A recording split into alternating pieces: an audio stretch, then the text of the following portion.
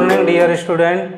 श्री राम विद्यालय की online classes में मैं आशित कुमार भावे, विषय अध्यापक विज्ञान, आप सभी का हार्दिक स्वागत करता हूं।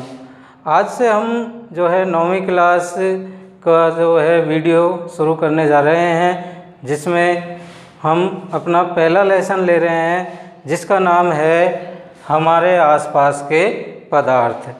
तो हमें अपने आसपास जो भी वस्तुएं दिखाई देती है वो सब क्या होती है? पदार्थ। जैसे कुर्सी, टेबल, मेज़, कंप्यूटर, किताब, पेन, ये सब क्या है?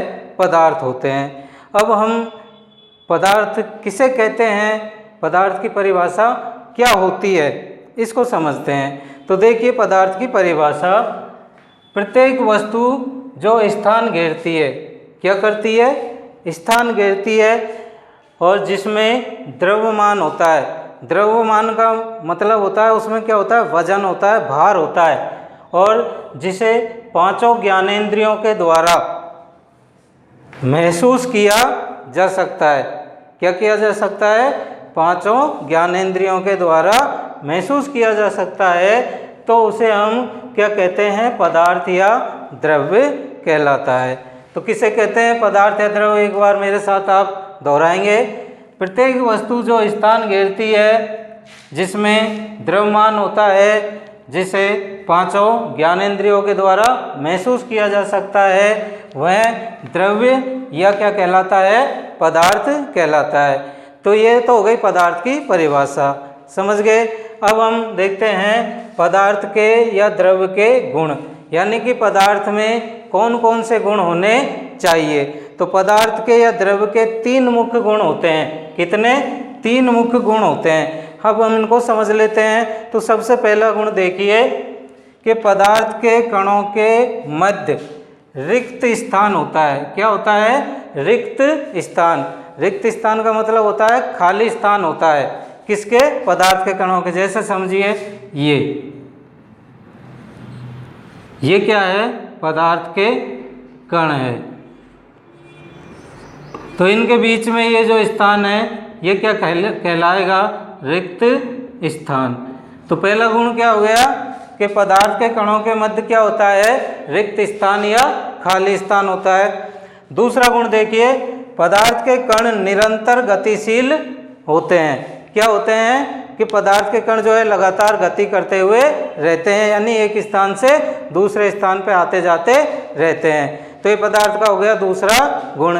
तीसरा गुण देखिए, पदार्थ के कण एक दूसरे को आकर्षित करते हैं। क्या करते हैं? आकर्षित करते हैं। आकर्षित मतलब एक दूसरे को खींचते हैं। तो ये 3 गुण हो गए। आप मेरे साथ दोहराइए। पदार्थ का पहला गुण क्या हो गया कि पदार्थ के कणों के मध्य क्या होगा? बोलिए, रिक्त स्थान होता है। दूसरा गुण क्या हो गया कि पदार्थ के कण जो है निरंतर क्या करते हैं? गतिशील होते हैं या गतिशील रहते हैं। और तीसरा गुण, पदार्थ के कण एक दूसरे को क्या करते हैं? आकर्षित करते रहते हैं। इसके बाद हम देखते हैं पदार्थ की अवस्थाएं। तो पदार्थ की मुख्य रूप से 3 अवस्थाएं होती है: ठोस, द्रव, गैस। ठोस जिसे हम सॉलिड स्टेट कहते हैं, द्रव लिक्विड स्टेट, और गैस। तो ये 3 अवस्थाएं जो होती है, ये मुख्य अवस्थाएं होती है। इसके अलावा पदार्थ की 2 अवस्थाएं होती है, प्लाज्मा अवस्था और बीईसी, बॉस आइंस्टीन कंडेंसेट, जिनका बारे में हम जो है आगे की क्लासों में अध्ययन करेंगे।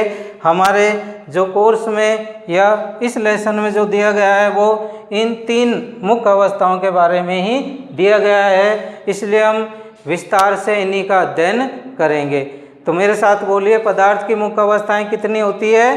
3। कौन कौन सी? ठोस अवस्था, द्रव अवस्था और गैस अवस्था।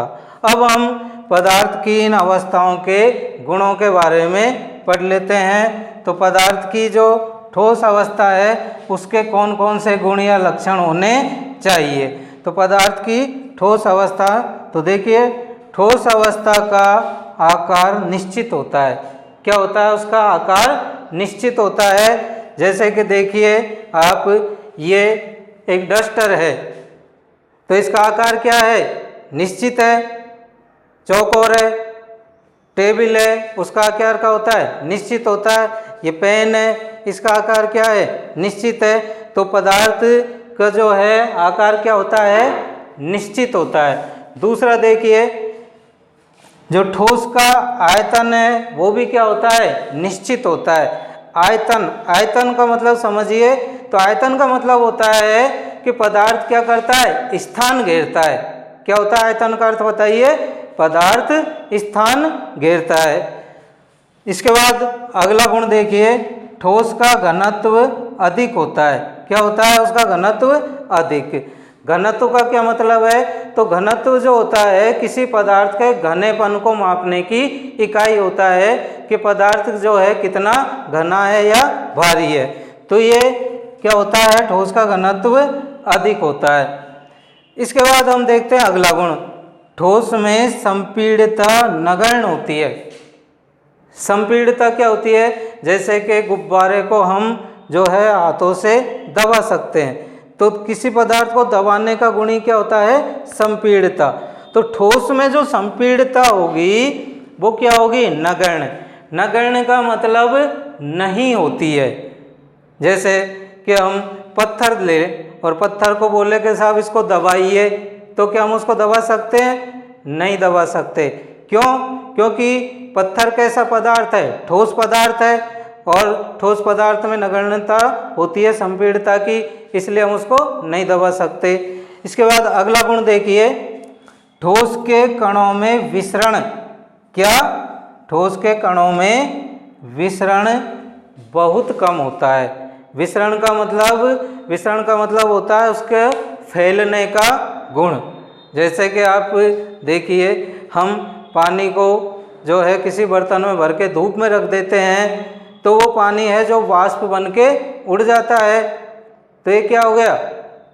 विसरण हो गया उसका। जैसे कि देखिए, हम अगरबत्ती को जला के रख देते हैं तो उसकी सुगंध या धुआं है पूरे कमरे में फैल जाता है, तो उसका कणों का क्या हो रहा है? विसरण हो रहा है। लेकिन हम किताब को, पत्थर को एक जगह पे रख देते हैं तो क्या वो फैलता है? नहीं फैलता। क्यों नहीं फैलता? क्योंकि उसके जो है कणों में विसरण क्या होता है? बहुत कम होता है या नहीं होता। इसके बाद लास्ट गुण हम देखते हैं, ठोस के कणों के मध्य क्या होता है? उच्च आकर्षण बल होता है। यानी कि ठोस के कण जो है एक दूसरे को बांधे हुए रखते हैं। इसी को हम क्या कहते हैं? आकर्षण बल कहते हैं, है ना। और इसी आकर्षण बल के कारण जो है ठोस पदार्थ एक जगह बंधा हुआ रहता है। तो ये ठोस जो पदार्थ की अवस्थाएं, उसके 6 गुण या क्या हो गए? लक्षण। मेरे साथ दोहराएंगे एक बार आप। पहला बताइए क्या होता है ठोस पदार्थ का गुण? ठोस का आकार क्या होगा? निश्चित होता है। दूसरा, ठोस का आयतन क्या होता है? निश्चित होता है। यानी कि आकार और आयतन दोनों ही क्या होंगे? निश्चित होंगे।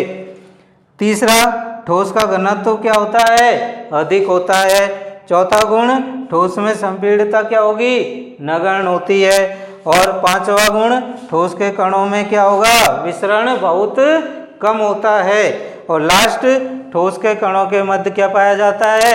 उच्च आकर्षण बल पाया जाता है। समझ गए ठोस पदार्थ के गुणों के बारे में। अब हम ठोस पदार्थ के कुछ उदाहरण देख लेते हैं। तो जैसे देखिए, पेन, किताब, कुर्सी, टेबल, पत्थर, नमक, कंप्यूटर, ये सब किस में आते हैं? ठोस पदार्थ में ये गिने जाते हैं। तो आप समझ गए ठोस पदार्थ के बारे में और पदार्थ की परिभाषा के बारे में। क्या होता है पदार्थ की परिभाषा? कि प्रत्येक वस्तु जो स्थान घेरती है, जिसमें द्रव्यमान होता है और जिसको हम ज्ञानेंद्रियों द्वारा महसूस कर सकते हैं। अब आप कहोगे कि साहब हवा क्या है? ठोस है या द्रव है या गैस है? तो हवा भी जो है क्या है? पदार्थ है। उसको हम क्या कर सकते हैं? महसूस कर सकते हैं। देख तो नहीं सकते हम उसको, लेकिन क्या कर सकते हैं? महसूस कर सकते हैं। इसलिए वो भी किस में मानी जाएगी? पदार्थ में। तो जो भी हम अपनी ज्ञानेंद्रियों के द्वारा महसूस कर सकते हैं वो क्या कहलाता है? पदार्थ। और हमें अपने आसपास दिखाई देने वाली प्रत्येक वस्तु जो है वो क्या है? पदार्थ होती है। इसी के साथ मैं अपना ये जो वीडियो है यहीं समाप्त करता हूँ। और आपको मेरा बनाया हुआ ये वीडियो अगर पसंद आया हो तो इसे लाइक करें और शेयर करें, सब्सक्राइब करें और कमेंट करें। अब हमारी मुलाकात अगले वीडियो में होगी, तब तक के लिए सभी को धन्यवाद।